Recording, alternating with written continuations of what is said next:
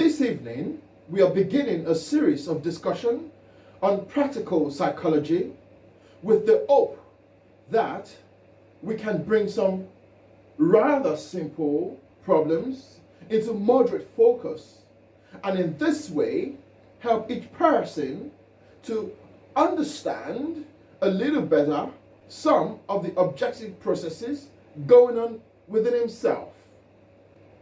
We are starting this evening with a study of the defense mechanisms or defense reaction, and that has to be considered under two general headings. First, the normal defense reaction, and second, the abnormal defense reaction. It is perfectly normal for a person in difficulty to try to extricate himself in any way that he can. It is also quite normal for each of us to defend the things which we regard to be important, and if necessary, to develop a series of mechanisms or contrivances to make such defense possible. Thus, life in most instances is largely a matter of defense. The individual is attempting to protect himself and his values all the way through the years, and in the smaller everyday occurrences is largely attempting to protect his own ego, to protect the decisions which he has made, the attitudes which he holds, the peculiarities which are natural to his nature. This becomes rather cherished factors in his personality, and he seeks to protect them even as he seeks to protect his life, his honor, and his worldly goods. Thus, the defense mechanism or defense processes arises early in life.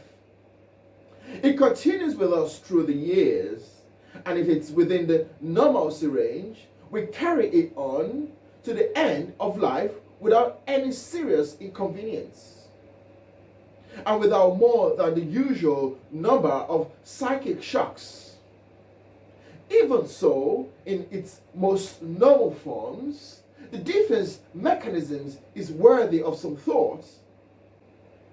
It nearly always exists for one reason only, but in some manner the individual is inadequate. Although this is a large term, and we don't want to appear autocratic in our use of it, or to belittle the fact that nearly every average person must be inadequate in something. There's nothing criminal or wrong or not knowing everything, or being able to meet every emergency. Nor is there any reason why we should occasionally admit that we are in the presence of an obstacle greater than we can meet, or in the presence of a situation that is distinctly too big for us. The normal person is the first to admit these basic facts if the situation that he is moving into is simply beyond him, and he knows this. Then he will raise certain type of defense against the immediate or proximate danger. An example of this might be an individual who has gradually permitted himself to drift into debt. He finally awakes one day and finds he is no longer master of this situation. It is closing in around him and upon him. At the moment, there is no way in which he can rise victoriously over his adversary. The debt is larger than he can pay. Therefore, there is no use fooling himself about this. There is very little good to be found in any emotional outburst over the situation. His defense processes must now come into action, and he must find ways, if possible, to avert this coming catastrophe. Perhaps he is able to rearrange his indebtedness so to give himself additional time in which to extricate his financial situation. perhaps is able to go to the certain of his creditors and on a very simple and direct basis convince them that if he was able to be given adequate time, he can meet his responsibilities. If he thought rightly, go after his problems, then he is actually creating a powerful defense program against the emergencies. The fact that he attempts to do anything at all is due to the fact that he is defending himself or something that he has. Perhaps the loss of most of his possessions. Such defense is within the normalcy range. And there is no particular reason to assume that there is anything wrong with the individual who uses every possible, practical, reasonable, honorable means to extricate himself from the difficulty. Another type of our defense mechanism arises in the small child, but may also drift into the adult years of life. Small child breaks the family rule. It knows that it stands in immediate possibility of punishment. This becomes rather of an emergency for a small child. The child probably does realize that it cannot undo what he has done.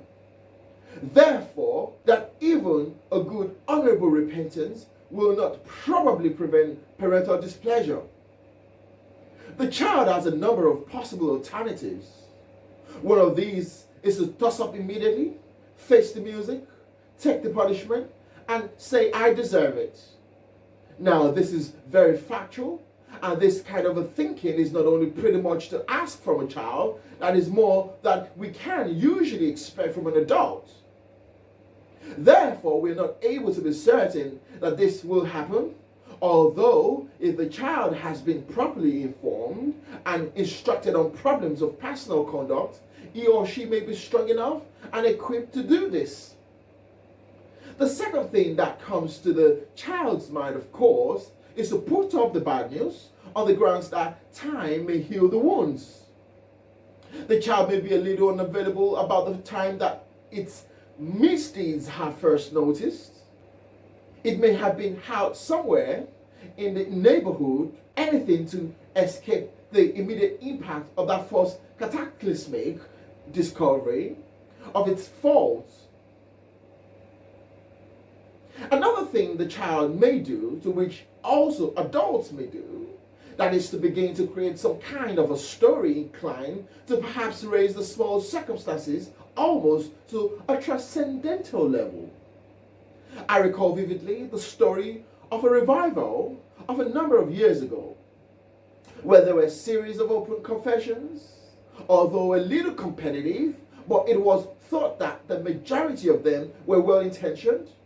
One individual had gotten into a difficulty and explained it by simply saying that they were going along all right, behaving themselves, being nice to people, and minding their own business.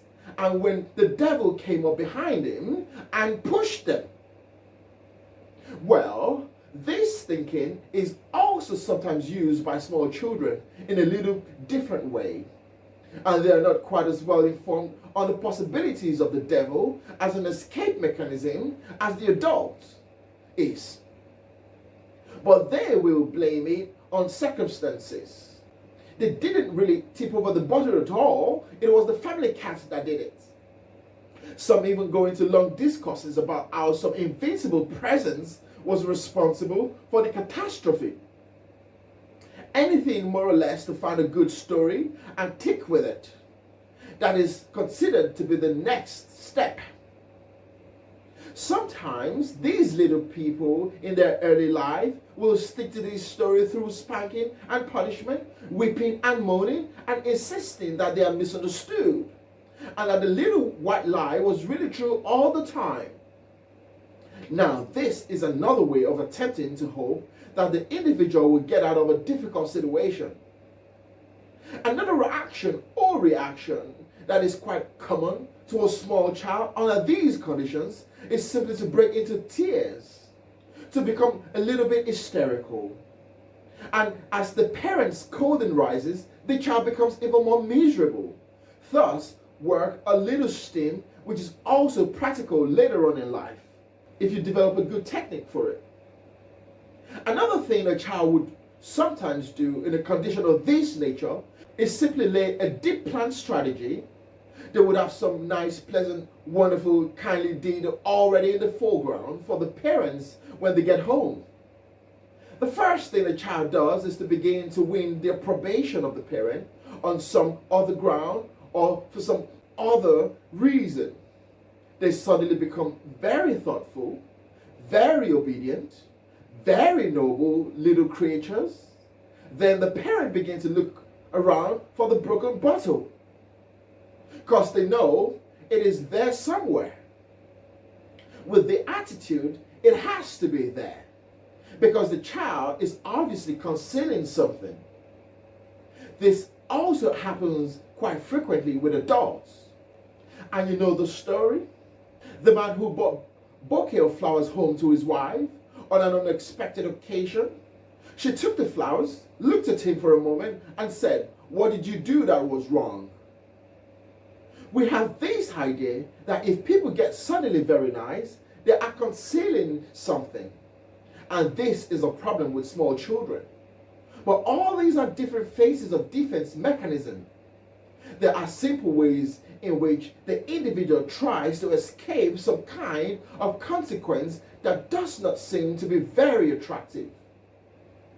Someone who seems to be a bit of an authority and is pretty proud of the little that he does now comes in head-on conflict with real authority on the same subject.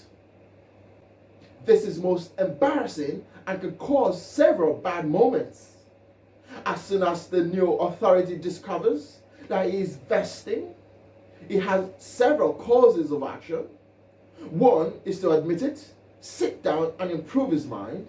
This is a difficult one, however, because it has the tendency to cause him to lose face.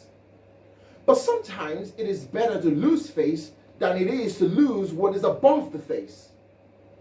And the individual must have a choice to some nature. Another possible situation is that realizing that he is vested and there is not much he can do about it, he can try to change the subject. This is also a very reliable mechanism if we are careful with it. Or he may go so far to attempt to break off the conversation and get all the folks to come over and have a sandwich. Anything to get himself out of the situation of realizing that he can no longer maintain his own position. That he is up against something that is beyond his control at the moment. Nearly all defense mechanisms rise from the individual being at a disadvantage and being in this position, feeling that he must do something about it, which of course takes a lot of effort and endeavor, thoughtfulness, and sometimes conspiracy if the person is not willing to simply admit that he is in the presence of a situation which he must adjust graciously without giving any unnecessary strain or tension. This kind of defenses go into practically every department of life. And we find that under counseling, many persons strive to find various types of defenses against hurts, against prejudices, against gossips, slander, ridicule, intolerance, and all such pressures. If all these pressures come from the outside, from other people, or from uncontrollable factors, then the person's only solution is to try to take care of it in his own nature. One of the ways that he immediately tries to take care of it is to withdraw into himself. If he finds situations around him are not endurable, then he has a tendency to create a new world within his own psychic life. This new world is, generally speaking, a world of interests or activities, and again, within the normalcy range, represents a perfectly natural and reasonable compensation with difficult situation. To escape boredom, it takes a new interest. To escape monotony, it creates variations or variety. To escape certain bigotries, it may move out of a social group. It must have some way out by means of which he can rescue at least a part of his life from a situation that is difficult for him. In close family relationships, the way out is often difficult. Individuals continue to live together over a long period of years without coming into any basic understanding. When these occurs, there is a great tendency of one or both persons to become introspective, to seek inside of themselves for securities or for values which are denied them in their mutual association. This kind of attitude is also normal up to a point, and if it is held within the control of the reasoning or the consciousness, it may even, in many instances, prove beneficial. An individual with a good pattern of this kind, in which they can tremendously vitalize the inner areas of their own consciousness without morbidity or without exaggeration or without some abnormal situation arising in the visualization, such persons can attain a normal, if imaginary, life. Individuals in many instances protect themselves against serious menace, mental or emotional disturbances. Thus, a happy life lived inside of ourselves is not necessarily bad. It does, however, have this tendency to separate us more and more from reality. The great difficulty is to distinguish between the types of reality, in effect, trying to separate ourselves from an unpleasant reality. Perhaps, however, in creating the mechanism to gradually build a wall that protects us from all realities, thus gradually reducing our experience reaction and cutting us from important lessons that we have to learn. There are some lessons that apparently can only be learned by means of a strong introspective life. There are certain lessons that we will never be able to learn until we realize that our own internal life is our strength. This lesson can be important, but it is not important if it causes a general block in which our entire objective consciousness withdraws and leaves us out of contact with daily realities upon which our experience must be built. Another type of defense mechanisms that we find very often is the defense that is built around a basic sense of weakness. There are many people who have to create a defense mechanism at one time or another, because there is no one in the course of their lifetime who will not meet or come in contact somewhere with something stronger than himself. But there is also a constitutional kind of psychic weakness in which the individual will go through life and himself inadequate to almost every occasion. He is unable to actually face the normal problems of daily existence. His weakness extends in almost every area, and therefore he is inadequate to almost any situation that arises. Now, this weakness may be one of several kinds. It may be a weakness which simply arises from the lack of interest in becoming strong. The person whose mental life is lazy may find that he is inadequate or able to cope with the minds of those around him. If he has neglected the cultivation of his own nature, if he has failed to improve his character in what ways he could, but has simply drifted along upon the surface and largely composed to doing as he pleased, he may come to almost any emergency ill-prepared. This type of person is almost therefore always on the defensive. Nearly anything in life is too big for him, and he must gradually develop an almost perpetual defense pattern. One of the most common of these type of pattern, of course, is the old-fashioned bluffer. A bluffer is an individual who is trying desperately to convince other people that he has more ability than he really possesses. On another level, it may be the bully, who will keep on bullying until he meets the person that is really stronger than he is, and that's the end of that. Also, the negative kind of individual who attempts constantly to withdraw into a neurotic silence. There are two kinds of silence in this world.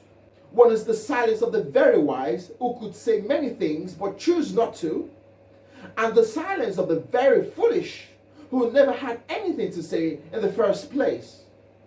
This twofold silence is not always easy to detect which one it is, but many people regard silence as a great defense against making a mistake. It's like the old idea, you can't do many things wrong if you do nothing. Then, of course, doing nothing is itself the greatest wrong that should be perpetrated upon yourself or another. The individual can consequently retire into an almost complete inactivity, rejecting and refusing any situation which might be difficult to face.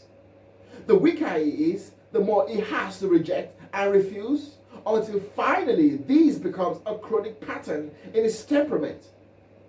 If the person finding himself inadequate is willing to continue to condone these conditions, he must, in a sense of a certain soft pride, try to conceal it. And no matter how well he attempts to conceal it, it will reveal itself in a due course of time. And whenever it does appear, it becomes a crisis. The inadequacy then suggests to anyone would seem that the discovery that we are not sufficient to our own ordinary needs should inspire us to do something about it. We should become more industrious.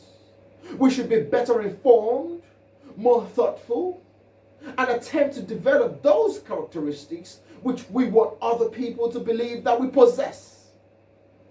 This, however, is hard work, and it's not a particularly form of therapy. In fact, nearly everyone would rather take a sedation and forget about it. But if this goes along and drifts through the years, the individual develops a certain temperament and personalities which are not particularly ingratiating and certainly never carry him to any marked degree of success. These individuals become drifters, floating along from one negative situation to another until they finally come to the brink of ultimate negation, which is the end of life itself. Thus, in almost every pattern that we live in, we are trying to protect ourselves against hurts, protect ourselves against loss, protect ourselves from being shown that we are wrong. And this is one of the biggest protection problems that we have. Many people have developed a constitutional defense mechanism. They have arranged to live in a kind of world that never existed. By this process alone, they make all the rules of this world invalid. They live in a world in which very largely they are creator. The universe is run by rules which they have decided upon. God is the kind of being that they have affirmed to God to be. And living in a private world, they are therefore comparatively free from the common vicissitudes of life. Of course, they are also free from all the valuable experiences which life could bring them. And their living in a private universe is a nice defense mechanism, but one of the most dangerous, and also ultimately one of the least profitable. All these different patterns working through our daily relationships with each other, and there are very few persons who are able to sort of relax and simply be themselves without fearing they have to apologize and defend. The simple answer, as the Zen used to know and still practice, is that in all these problems of defense, there is no disgrace in not being able to do that which is unreasonable. Therefore, there is no reason why we should not keep the currents of life clearly by simply admitting the natural facts of things as we know them and as we experience them. We may in some cases pass through temporary setbacks as a result of this kind of honesty, but in the long run we will gain in stature and certainly enjoy more peace of mind, because never mind how we figure it, every life takes two or more to hold it up. And by the time we get through misrepresenting the situation, we're in a far more difficulty than we would be if we recognize our mistakes at the beginning and sought for help.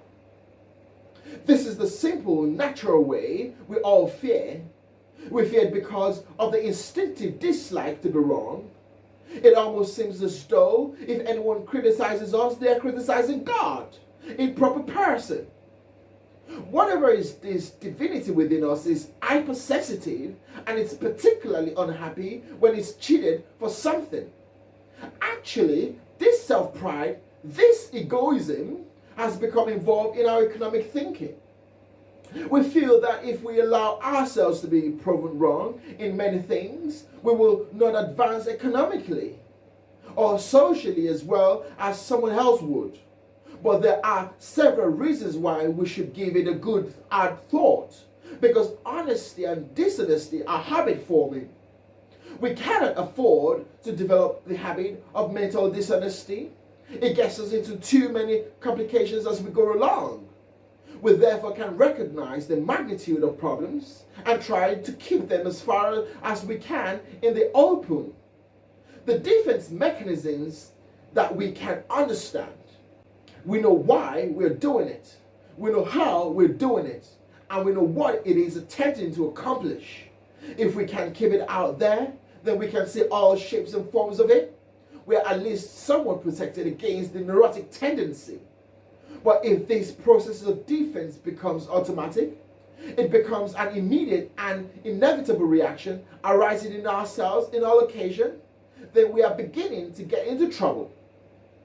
We can therefore say that the average person in his defenses should give a little more thought to the facts and not to let himself become emotional over his problems and his efforts to justify either himself on his course of action. This habit of justifying will inevitably ultimately cause us to try to justify something that is not right. Try to prove ourselves right when we are really wrong. Then we go into a final mental dishonesty which cannot afford to cultivate. So in most cases, your defense mechanism is merely the inner resources of the person rising to meet an emergency, and it should be no more and no less than this: that we use the best we know and the best we have and the best we have to get ourselves out of difficult situations into which we have perhaps come unknowingly or through the connivance of other person, or through perhaps some reasonable lack of knowledge from which we could not actually be blamed. The main problem always therefore is to look the whole situation over. There are a great many people who have been forced to do defense mechanisms simply because they have endured unreasonable situations too long. When the person finds he has to live by some form of artificial defense against a situation around him, then it is perhaps better for him to contemplate a very honest head-on attack upon the situation itself. There are many persons who have ruined their lives trying to endure something, and at the end they have gained nothing. They were not appreciated, they were not thanked, they were not understood, and in many instances they were actually blamed for not having cleared up the situation much earlier.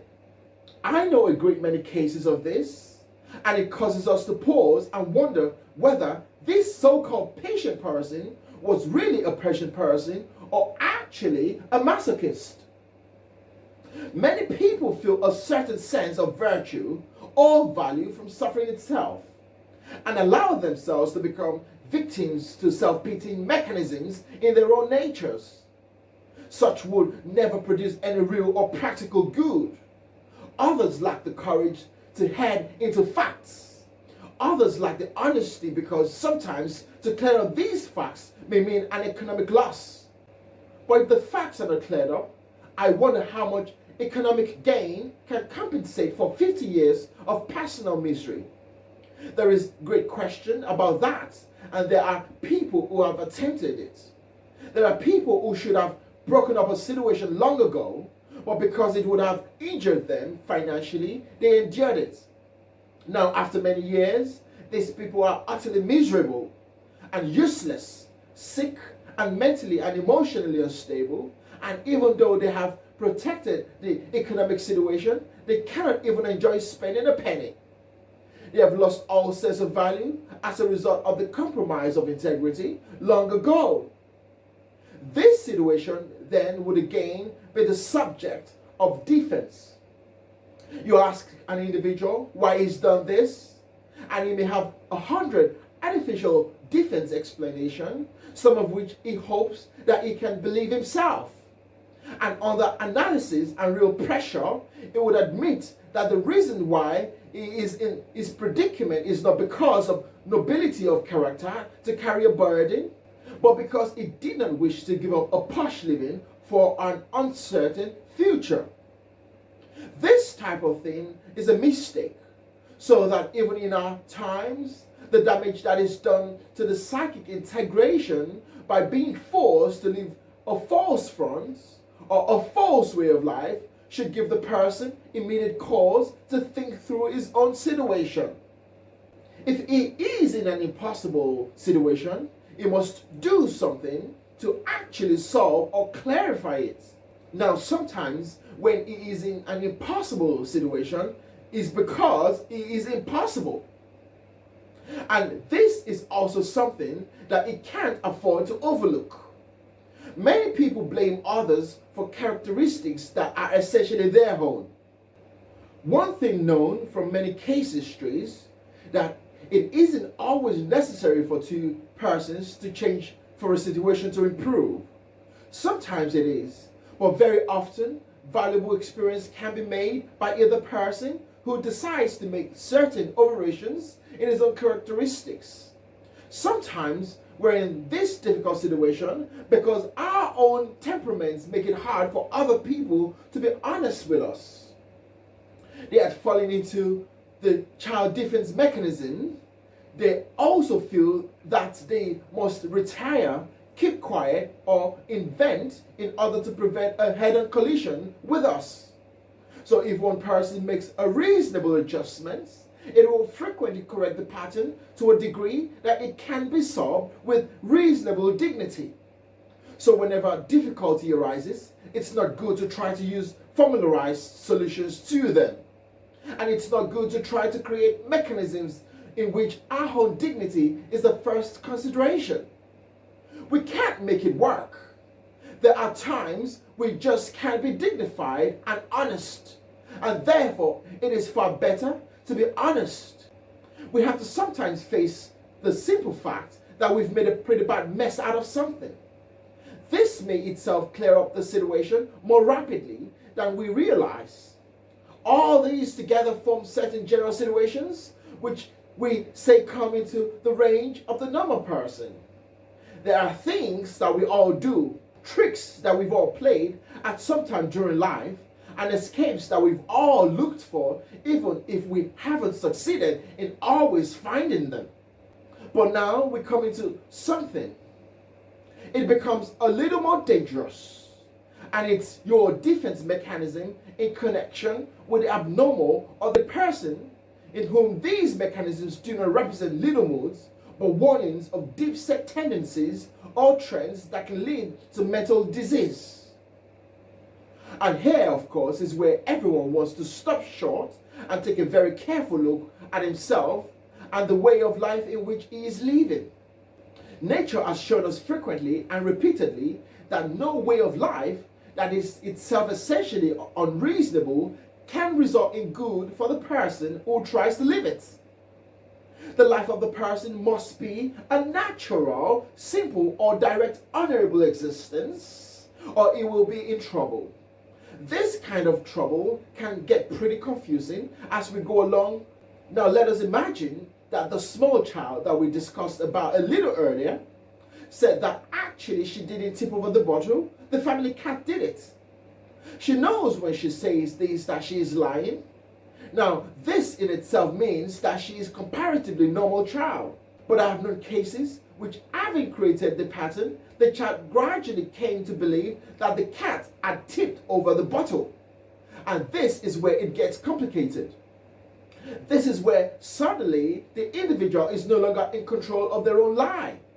Something has happened, and this happens very many times in very many ways. The individual suddenly accepts his own defenses or escapes as real. They are no longer instruments which can control and use as he sees fit. This instrument becomes realities and turn on him. This is one way in which we produce first-class neurotic. This is the case in which an individual who has used some form of escape device has used it so long and successfully that suddenly it turns and begins to use it. It is like a monster Frankenstein, it turns on its own inventor. And this happens in great many different ways.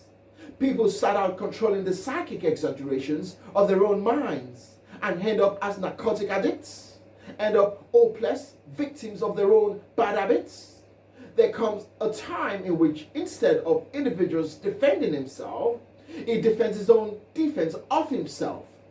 He may say when someone blames him for something that he does not feel well, thus trying to excuse himself. If he keeps this up long enough, he will feel unwell.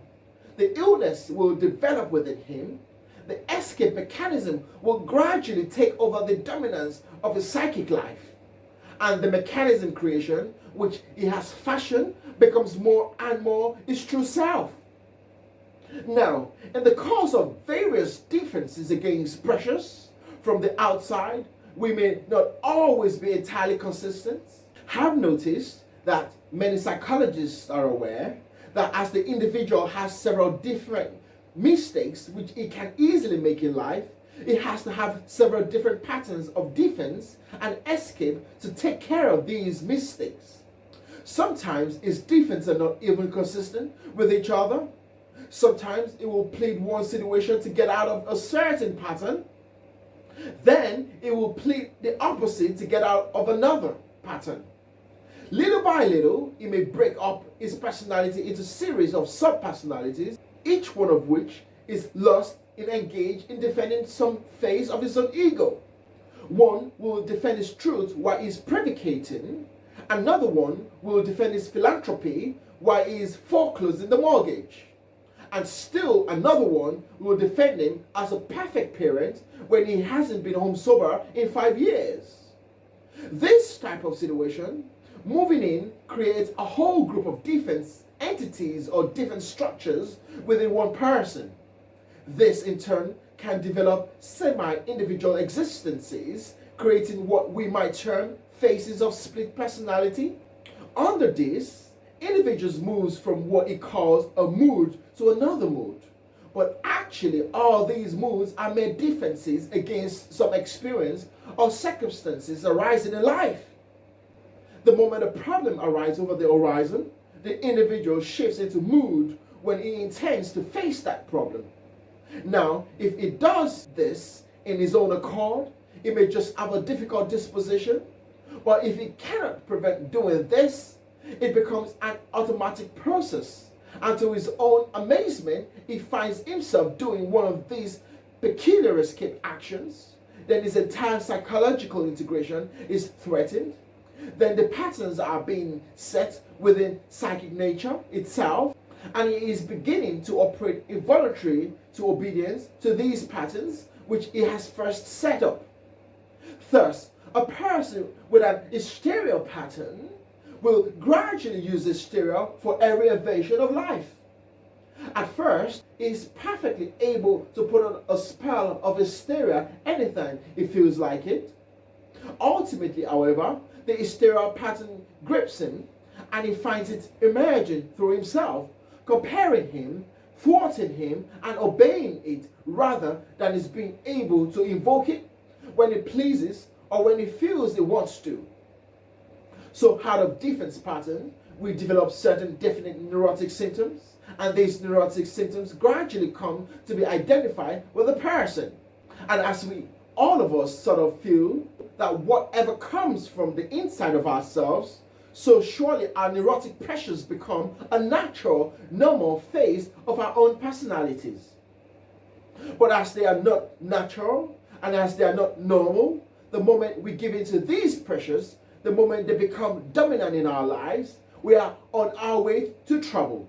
We gradually create personalities in which no one can live with. We create attitudes that no one wishes to share. And we damage our own popularity and efficiency, success and health. All these things occur when the individual are true neurotic, and one of the causes of neurosis is the tremendous urge to protect self against the common ills of the day. So one reason or another, we can get into a very complicated situation.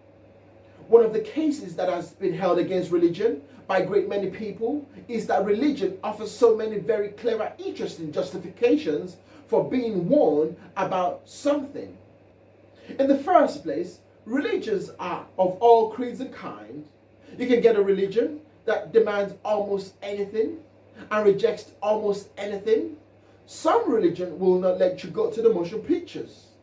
Another religion will not let you eat meat. Another religion will not permit you to see good in anybody else.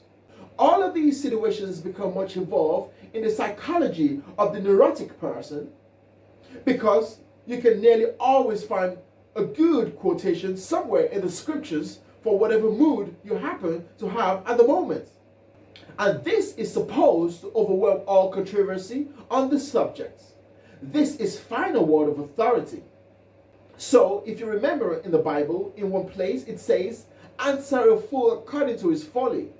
This will justify one line of conduct. Few lines up it says, answer a fool not according to his folly. That's another line. So you could always quote the one you need. And most people quote the one that makes them appear to be right. This is a splendid device if you're working with believers, but it's pretty hard to make it effective if you happen to be in a group of conscientious agnostics. They just don't see it that way. And the more you do that, the more conscientious they will be in their agnosticism, because they will lose much confidence in religion when they see it abused in this way. One individual had a perfectly foul temper, and one of the most unpleasant tempers ever known in a God-fearing individual. People used to say to him, well, you believe in God.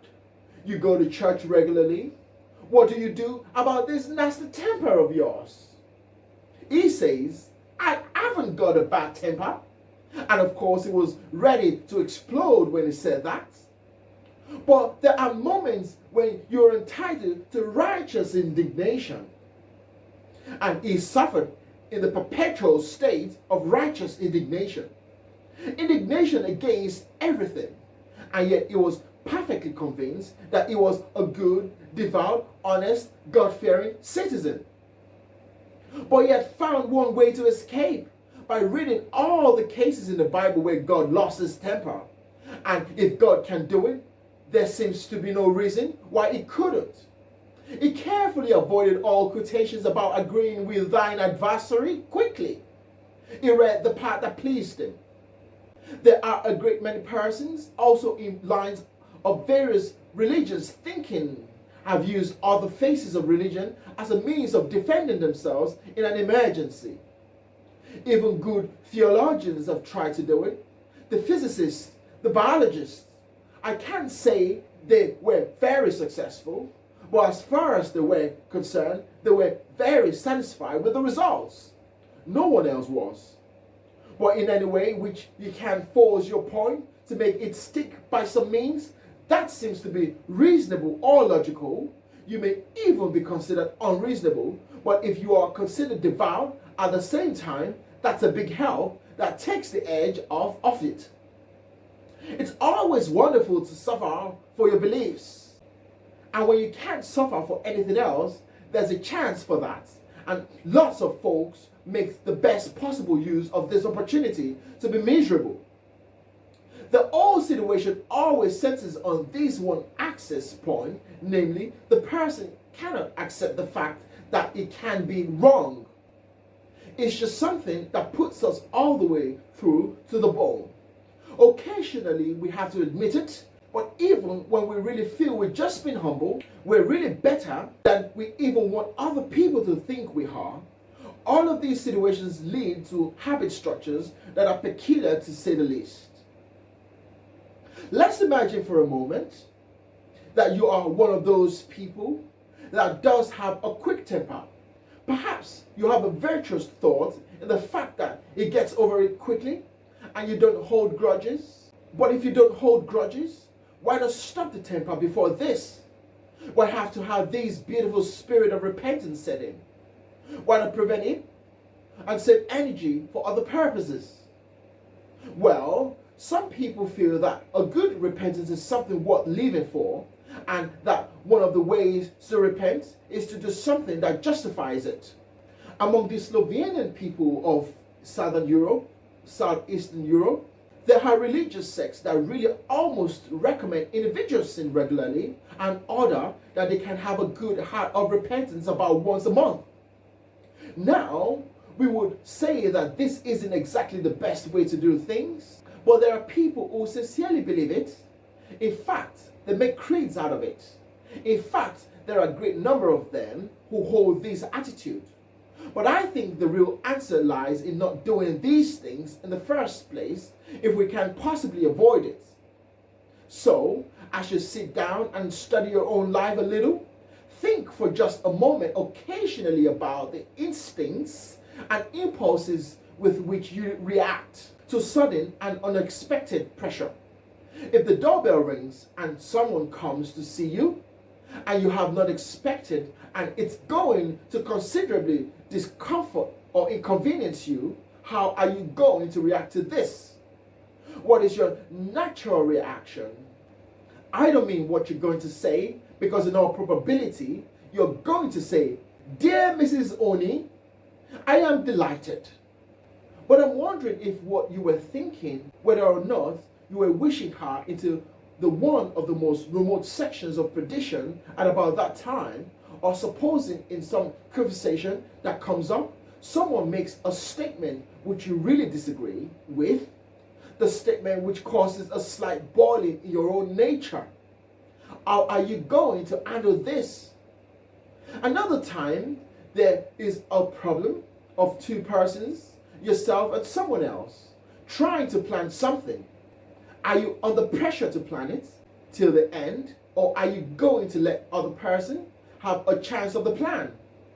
That is not the situation that comes along.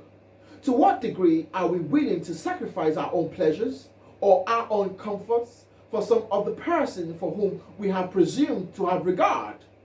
To what degree are we going to allow the small children to keep us home when we want to go out? And to what degree are we going to resent the fact that these small children do this? And so on down through hundreds of different ordinary episodes. What are the natural reactions that we have to what we call interference? Are we going to immediately begin to build escapes, defenses? Are we going to try to find some way of shifting these responsibilities? Are we going to deny them? Are we going to bear them with grudging martyrdom? Or what are we going to do about them? If we are good, healthy people and our psychic integration is normal, we're going to think these problems through very rapidly. Incidentally, how long does it take to think a problem through? It probably would be very difficult for us to estimate the time factor at all if we could move mentally by the most direct path or direct cause through the problem with reasonable solution. The normal, ordinary, reasonable equipment of mind of our own, nothing spectacular or fussy, just a reasonable good in intellect. The average person can probably think a situation and its cause to its conclusion in something like a third of a minute. Why doesn't it do it? Because it spends 2 hours trying to think through the thing into some solution or pattern that it wants it. It is efforts to escape the facts, changing the shape of the fact, emotionalize himself in or out of the fact, rationalize his own defenses against the fact, and say to himself in a nice long heart-to-heart talk how miserable the fact is making him, and how he dislikes somebody who tossed it at him. By the time he gets through with these, the decision takes anywhere from half a day to 2 weeks, or perhaps the full subject will be dead before the decision is made.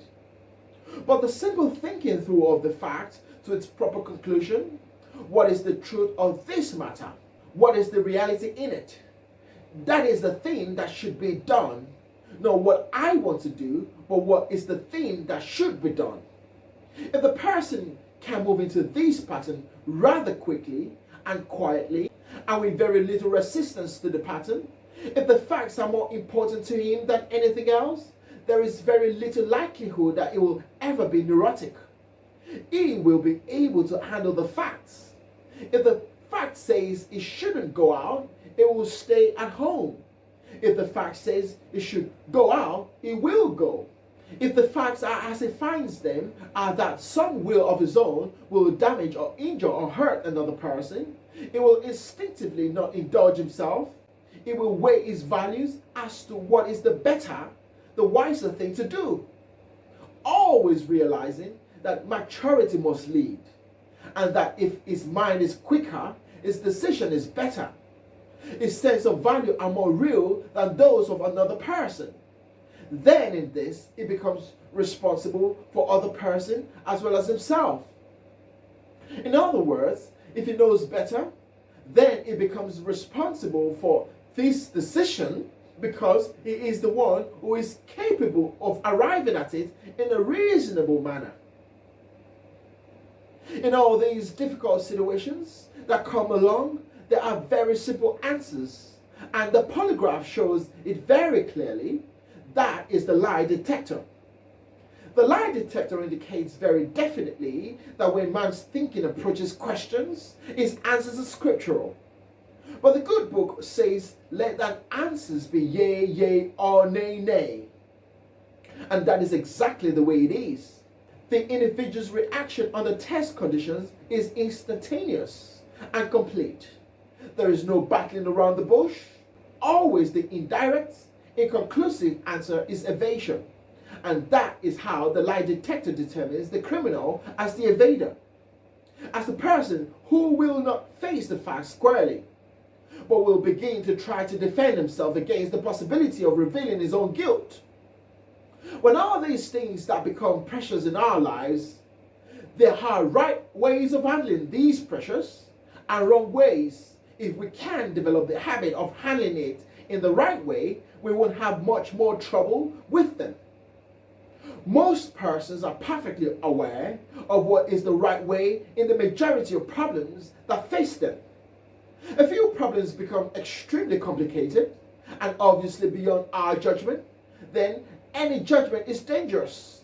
Then the problem is that we must seek help or counsel or advice or be given time to consider and analyze.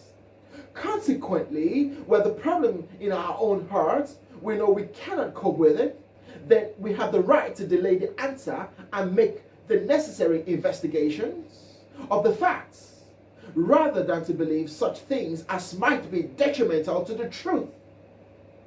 A good example, for instance, of a certain tendency to emotional, mental dishonesty in ourselves is our attitude toward people. Humanity as a whole is a bad news thinker about people. Gossip will travel much further than truth. There is an old saying that truth crawls along the ground and gossip has wings, and there is a certain amount of that is real. Also, bad news travel faster than good news. For some reason, the dramatic, which is often the violent, receives the greatest publicity, the greatest recognition, and often the greatest attention. Therefore, in our own nature, we must be ever watchful for this. It is much easier for us to build dislikes and sustain them and increase them than it is to sustain likes.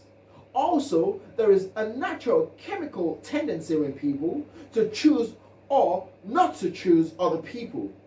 These natural psychological tendencies are observable throughout life, and there is simply no use in denying them. There are known cases, for instance, in hospitals where a patient with a certain nurse will never recover. The nurse is perfectly sincere, perfectly efficient, but there is a personality clash which will never do any good. A different nurse with the patient begins to improve immediately. There are persons in life that are simply unable to establish close psychic affinities, either in family or in friendship. This does not mean that we have to dislike these people, but it does mean that they are not going to be successful as intimate friends of us, or the individual with whom they do not have this psychic affinity. However, the absence of psychic affinity often leads to an entirely more difficult and dangerous situation. Having a certain psychic resistance against these people, we are almost certain to agree with any bad report we hear of these people. We know that anything said against them must be true. Anything that is said for them is probably untrue. And pretty soon, we begin to build up strong likes and dislikes which are based actually upon psychic pressures in ourselves. And the pressures may be natural. That to build these pressure into attitudes means that we have to be a little unfair somewhere along the line. The proof is the opposite situation in which we have lovingly defended, protected, supported, and suffered for absolute rascals simply because we do have a psychic affinity for them. Just as surely as we can like the wrong people, so we can dislike people without any real justification. This justification, as we have it, may be purely psychological. There are people who have instinctively disliked persons simply because they resemble other individuals with whom this person has had difficulty at some time. A tone of voice, a mannerism. Also, in the human qualities, we have cheerfulness. And cheerfulness is a natural temperamental asset, which will cause us generally to look for good in something. It may get a little platitude news. It may wear a thing in spots. But at the same time, the generally cheerful attitude, not a frozen cheerfulness that ignores difficulty, but one which takes difficulty in strides and decides that in spite of the clouds that are hanging over the moment, the sun is still shining somewhere. And we might as well begin thinking about the sun instead of those clouds. This sense of humor, this cheerfulness, this natural desire to see good in things, and the happiness in things is very valuable because it helps us to keep out of trouble. And if we were in it, it does seem to make it easier to get out. And also easier for other people to help us if the emergency should arise. We find that humanity in general favors the cheerful person and is more willing to go out of their way to help them. The opposite of this is the melancholy souls. And melancholia is usually a phase of neurosis. The melancholy person is the one who has managed to gradually sell himself a totally negative bill of goods. He has managed to impress upon his own nature the futility of life, the innumerable evils of existence, and gradually destroyed all sense of adventure, all sense of acceptances, of the different situations of living. There is no person who is in more desperate situation than the one who is completely sorry for himself. He not only is a burden to his own life, but is futile in his efforts to make any valuable contribution to any other phase of life. As melancholia comes along, it should be regarded as a definite symptom of psychological illness and should be treated as such. The psychologists try to tell us just what kind of a person would be good, normal type for today. I don't agree with the psychologists on all of these theories of adjustments. I don't think there is anything particular to be gained by trying to assume that the atomic age is one of the most beautiful periods in history. It would seem to me this is just a superficial and meaningless attitude. Nor would I say that if we adjusted to society as it is, we'd be happy because society isn't happy. And all the adjustments we can make to it wouldn't prevent us from all still sharing most of the miseries of our kind. I don't think that those are the foundations upon which normalcy can be considered. But psychology also has some rather broad general statements about things that are more or less obviously true. One is that a person should be very much like a ship on a good deep ocean. It wants to keep off the rocks. That's obvious. But a ship isn't in the bottom of the sea. It isn't in the air overhead. The ship is sailing on the sea. Part of that ship is underwater, invisible, and there is the place where most of the cargo is carried. The ship is now for balance between elements. Its upper structures is above water, its tonnage is below water, and it's living on the surface. With certain depths of factors involved in its nature, man has to live upon the surface of the life that he knows. The surface is here and now. The surface is the day, its problems, and its conditions. In order to be successful, the individual must, however, have a certain concealed part of his own nature that which is below surface and behind surface, or for that matter, from a mystical standpoint, above surface. But it has to be the more or less intangible security for tangible living. And the individual therefore cannot afford to drown in a sea of circumstances, and neither can he afford to be unaware of the great elements of ocean on which his little ship is sailing. He's trying to direct his course between the world of mind and world of body. He's trying to live in space and in matter, and he is suspended between these two in a kind of a middle distance. Consequently, his normalcy for the average person is his ability to focus these forces, which are both material and mystical, to focus them upon the emergency problems of his daily existence. Somehow, there is great important psychology in man in his being right at this moment. That all of these agencies, all of his forces conspire or unite, coordinate to make that individual a constructive, normal person today. Now, right here, but in some way, all of these other values miss unless the individual is right at this moment in his own existence. There are other moments that went before, and there will be moments that follow after. These have been various ways, but accepted as part of a psychic existence. But the individual, if he is right at this moment, at the immediate instance, proves pretty well that he's handled his past wisely, and also proves pretty well that he would be able to confront the future wisely. If he's in trouble now, he's in trouble always. That is the problem. That is the trouble that we find he faces. If he is in trouble now, he didn't get over the past troubles. If he's in trouble now, he's going to give his own miseries as a priceless heritage to his own future, which is going to have more trouble. So, there is something very important about working this problem out immediately, and his present condition is some way the story of himself. His past has made him what he is, and it will make him his future according to his own existence.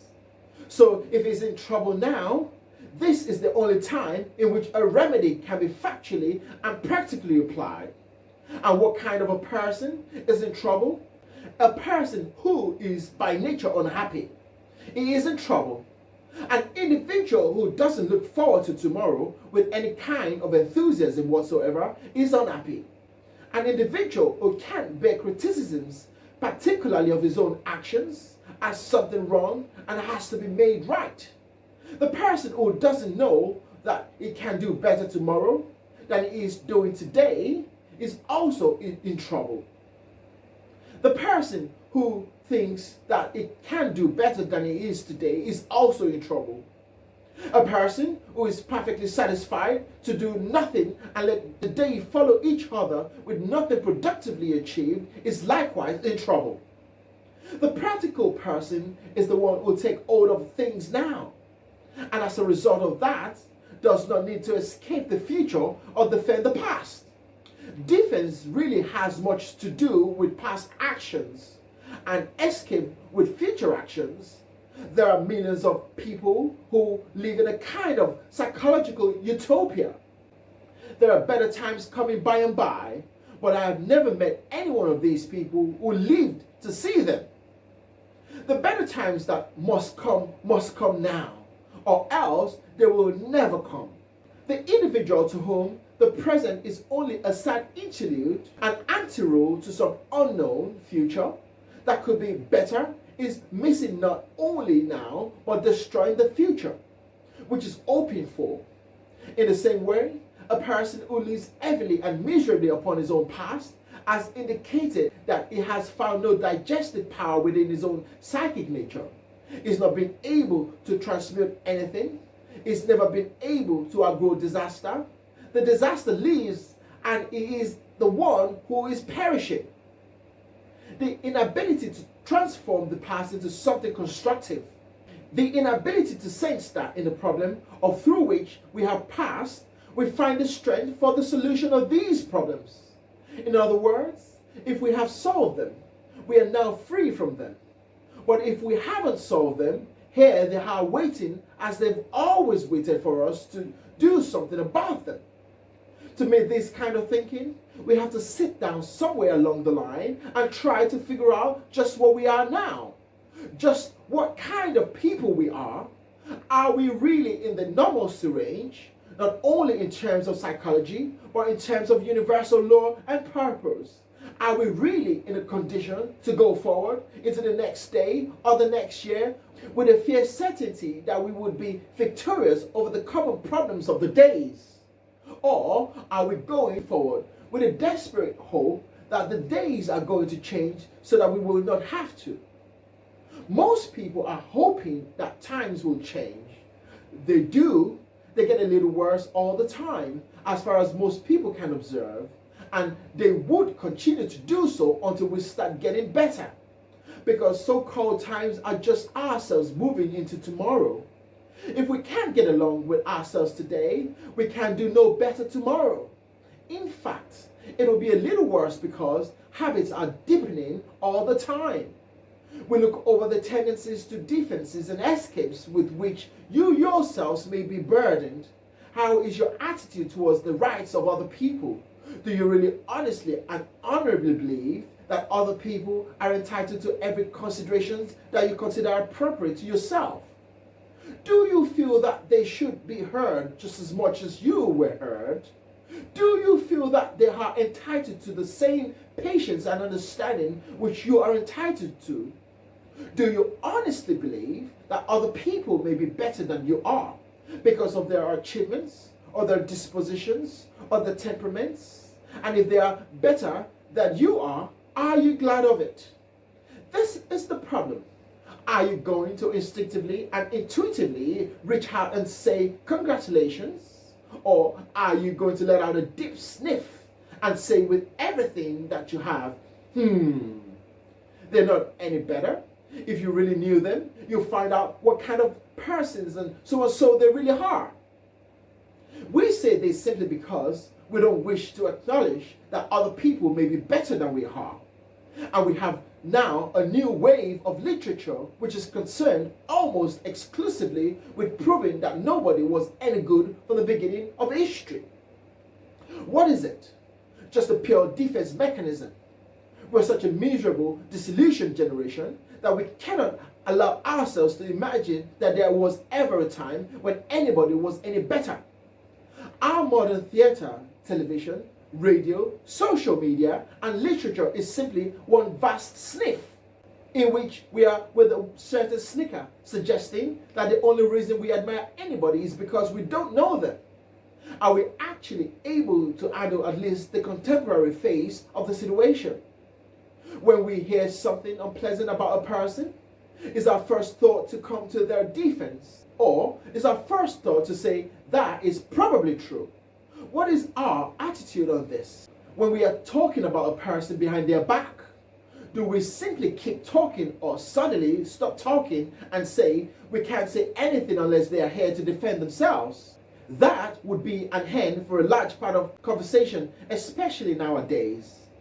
When we are dealing with the problems of other people's religions or their faiths, do we look down with pathos upon some poor old Orthodox soul because they haven't received the extra illumination that we possess?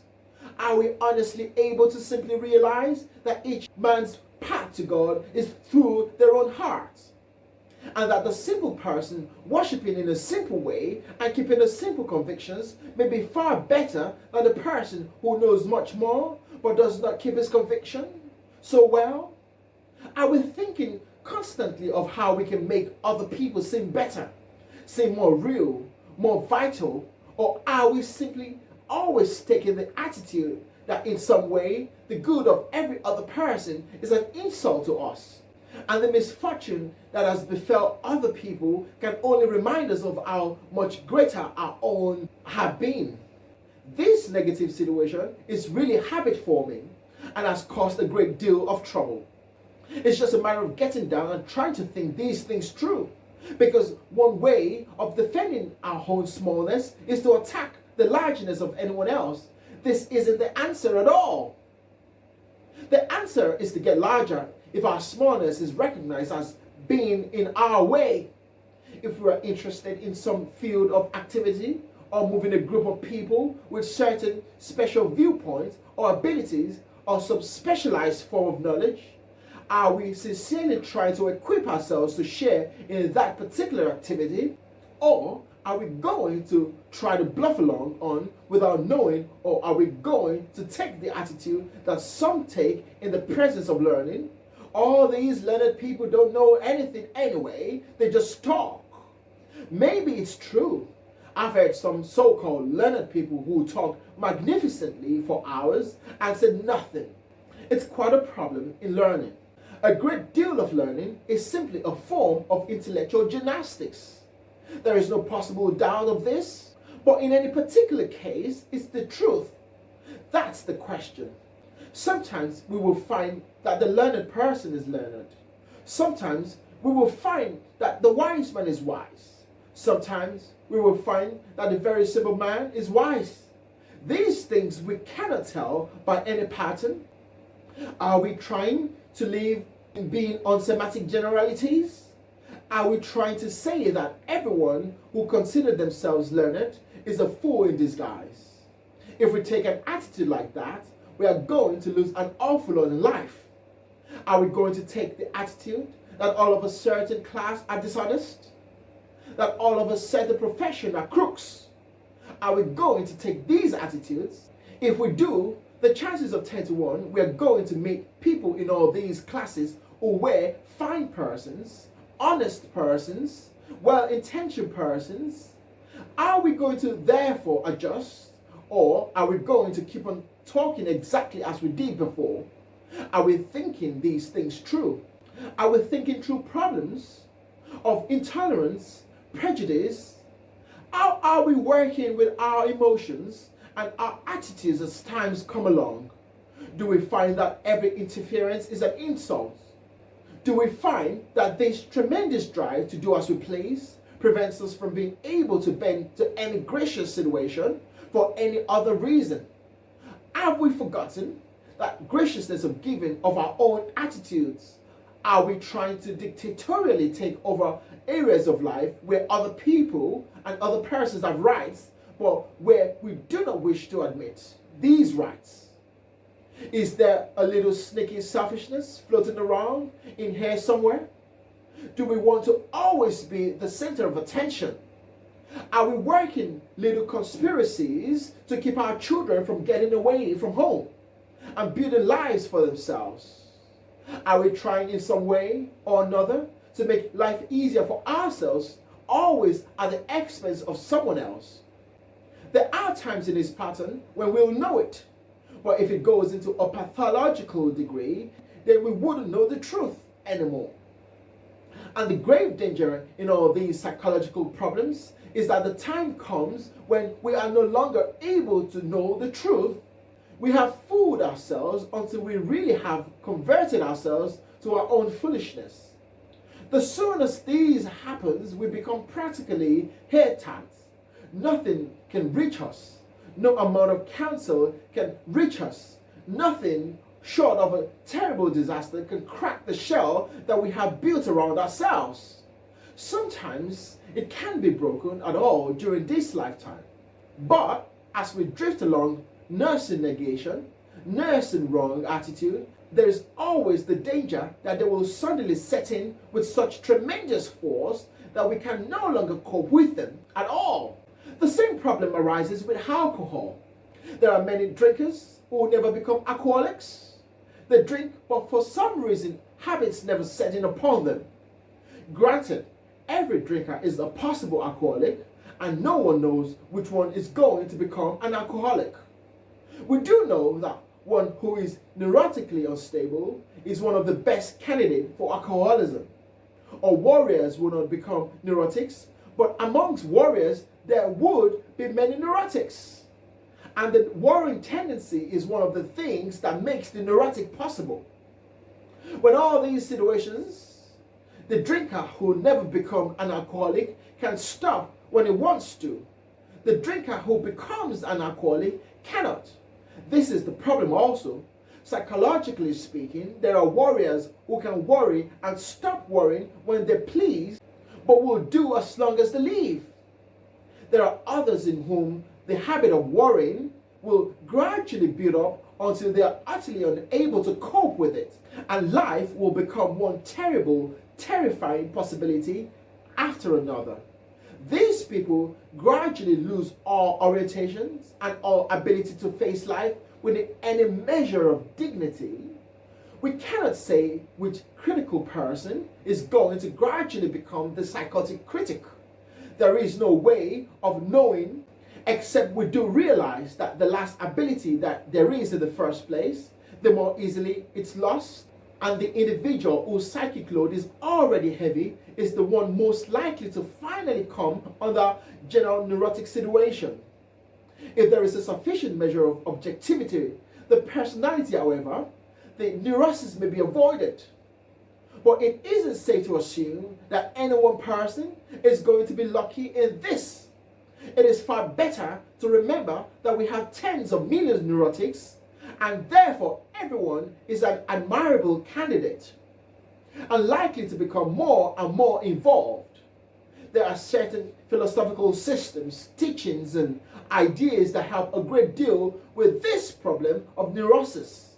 And an individual who has an adequate philosophy of life and begins to believe it has a great many possibilities of escaping from the pressures of mechanisms of all kinds.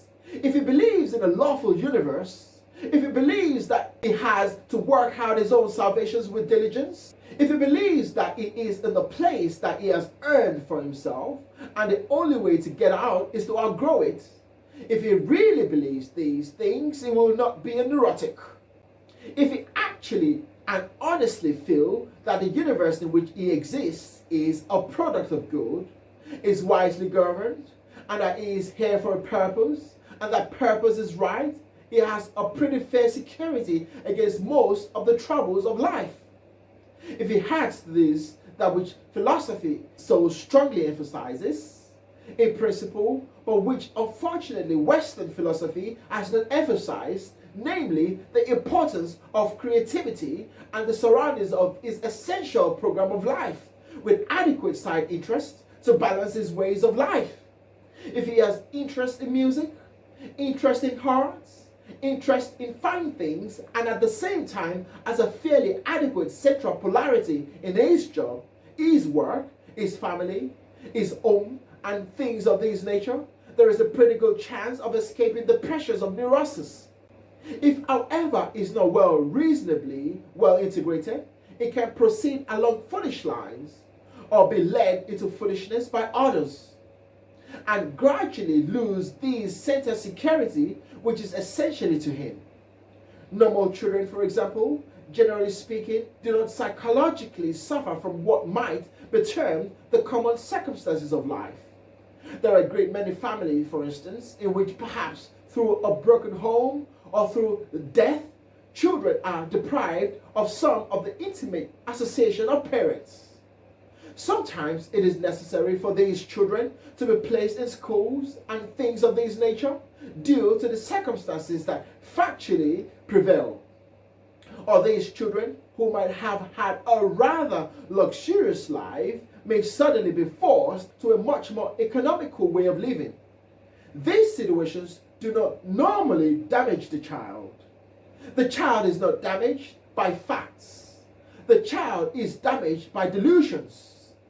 And as the child grows older, if there was some misunderstanding as to the circumstances, and the child finally sees that the best possible was done, that everyone acted with sincerity, and all reasonable steps to protect the child's right was taken, the child is seldom seriously damaged.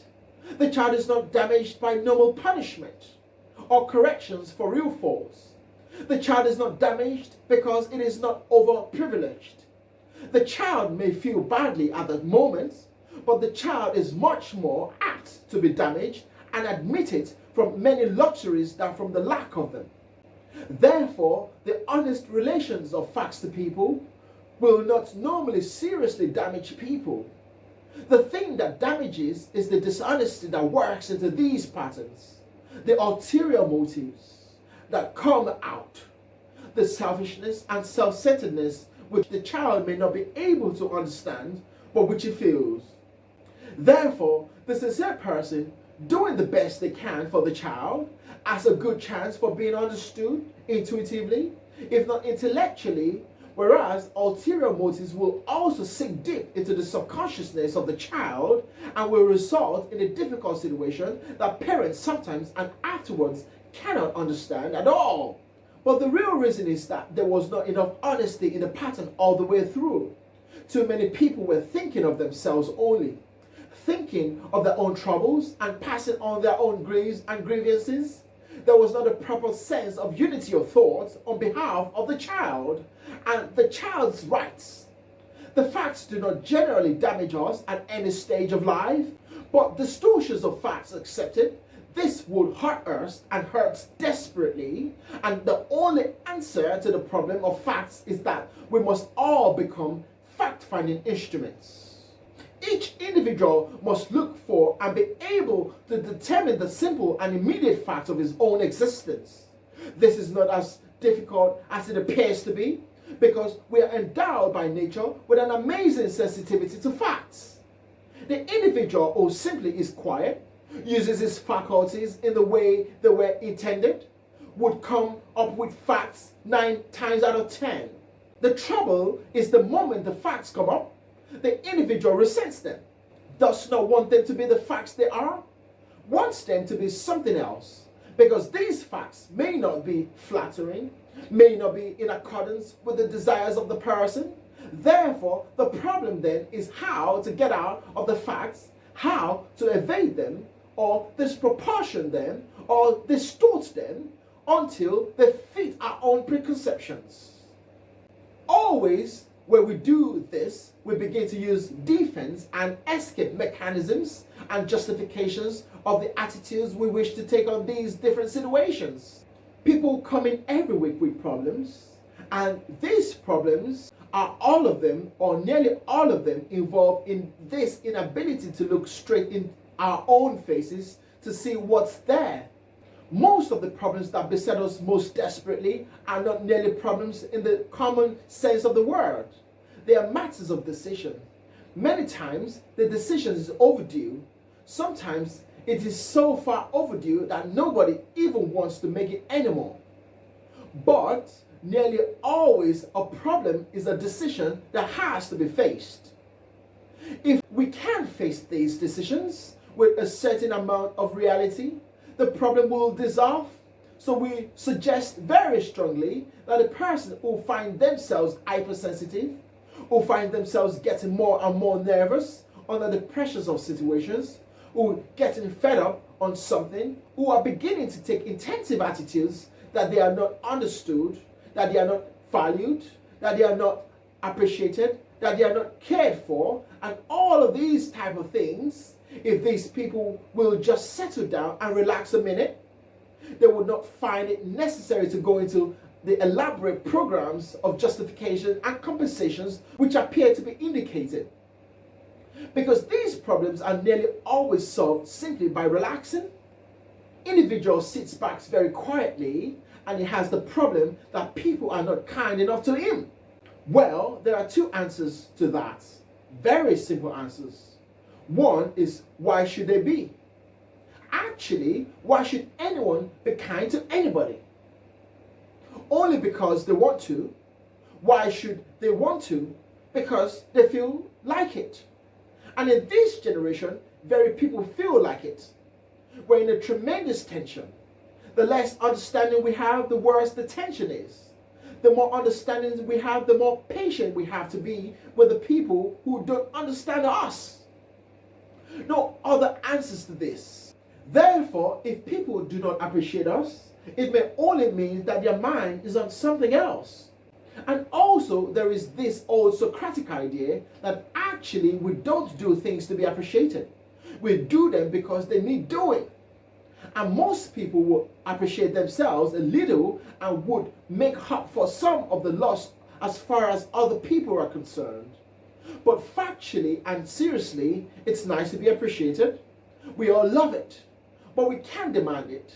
Perhaps we honestly believe we deserve it, but still we can't demand it. If we get it, it's a gracious gesture. If we don't get it, we keep right on. There is nothing else we can do. This is factual. And the moment we start moaning about it, or wondering about it, or feeling bad about it, all we're doing is building a psychosis. Nature wants us to some way sense perhaps that the things that we do that are in conformity to law are right. Their reward is their own rightness. That actually every individual who does good in this world is serving a principle of good. He is not serving other people. And the principle of good will never overlook what he has done. And one way that he finds out that it doesn't overlook is the fact that the good it does become the basis of the good it is.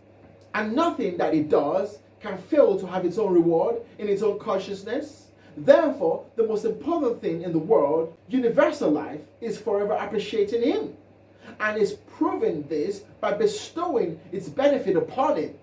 If, however, for lack of the appreciation of other people who may not have the idea of what he is doing in the first place, wouldn't know what's good or bad in the second place, if instead of recognizing this universal life, it clings to his opinion of these people and making his happiness or unhappiness upon recognitions by others of his own kind, then he must perform such actions as they can recognize.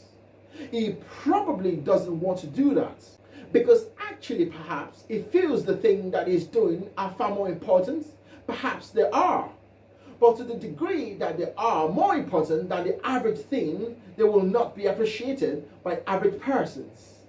He's working now with a full realization that the moment he becomes an individual, he must, to a certain degree, sacrifice the applause of the masses. He has to do it. He's got to make a decision. Consequently, his decision is the same decision that Socrates had to make. The decision that it is more important to do that which is right than to be popular. The reward lies in the person having the internal conviction to do this. If he has it, he has no problem. If he doesn't have it, then it is his natural problem to attain that end, to make himself understand the real values of things, to make himself capable of recognizing that no matter what others do, whether they understand him or not, his own integration demands that he understands them. And this process of understanding them will almost certainly terminate when it's correctly used in discovering why these people could take no other attitude than the one they did. To be able to think these things true takes us away and out of the barriers of the criticisms of people who do not understand, the applause of people who do not understand, and the indifference of people who do not understand. These things are natural, and the person who understands has security because his understanding was telling these things. If his security isn't there, it means his own understanding is not perfect in this respect or not advanced far enough to sustain him. It is the same thing with his jealousy and his worries, fears, and his hates. There is nothing in this world which any person needs be afraid. There are difficult problems, and man must face life, and man must face death.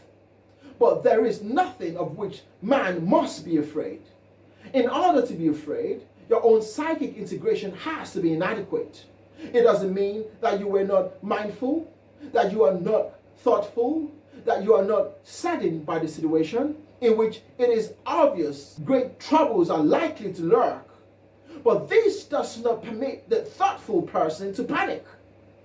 Nor can it cause the thoughtful person to lose sight for an instance of the universal plan which lies under these things and which must fulfill itself.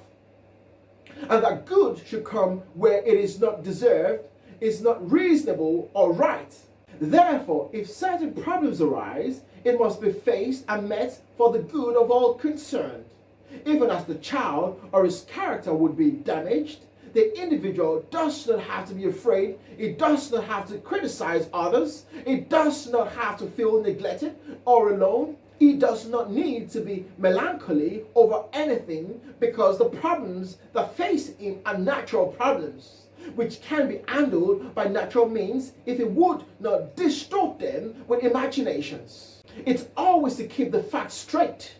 And that is the simple way by which we preserve our own mentalities. The moment thoughts get out of order, our basic mind begins to lose its integration.